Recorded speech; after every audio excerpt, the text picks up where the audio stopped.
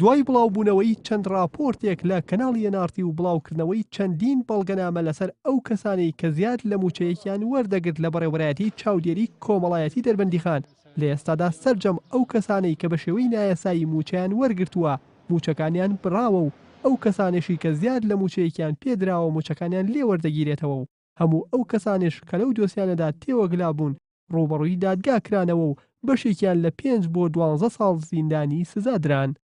دیارە دوای چەندین راپۆرتی کەناڵی NRT لەسەر هەبوونی کەم و کوڕی لە لیستی موچەی کەمەندامان و چاودێری خێزان لە بەڕێوەبەرایەتیەکەمان وربینێکی تەواومان بۆ کرد لەلایەن فەرمانبەرانی هۆبەکانەوە بۆمان دەرکەوت کە 459 هاوڵاتی موچەی نایاسایی و دوو موچەی هەبووە لێرە موچەکانیان بڕاوە و ئەو بڕەپارانیشی کە لای هاوڵاتیانە تا ئێستا نزیکەی 98 ملیۆن دینار لە 4 مانگی ڕابردوودا گەڕاوەتەوە بۆ خەزێنەی دەوڵەت و هاوڵاتیان بەردەوامن لە گەڕانەوەی پارە قەرزەکانیان. بەپێی بەڵگەکانی NRT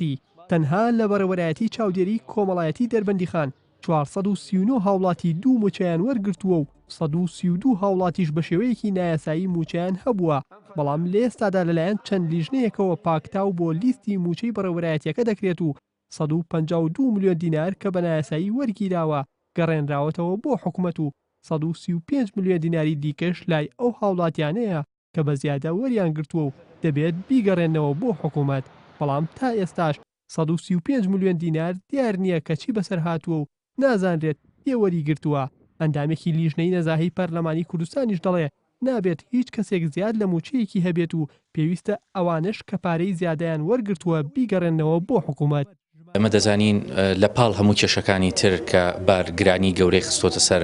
داهاتی گشتی و سەر بودجەی وڵات یەکێک لەو کێشانە کێشەی دوو موچەییە کە تەسەور دەکرێت ئەمەش ڕێژەیەکی گەورە بێت لە ناو دام و دەستگاکانی هەرێمی کوردستاندا. ئێمە وەک ئەندامانی پەرلەمانی کوردستان وەک لیژنە پەیوەندیدارەکان و بە تایبەتی ئێمە لە لیژنەی دەستپاکیش ئیشمان لەسەرەوە کردووە لەگەڵ بارقورسی دابینکردنی موچەی فەرمانبەران لەلایەن حکوومەت و بەردەوامی قەیرانی دارایی لە هەرێم و گرفتی دانەمەزراندن و دواکەوتنی موچە بەڵام هێشتا وەزارەتی دارایی نەیتوانیوە پاکتاوی لیستی موچەی فەرمانبەران بکات و هەموو ئەو کەسانی کە زیاد لە موچەیەکیان هەیە موچەکانیان ببڕێت. بابانە نوێرێن NRT دەربەنیخان.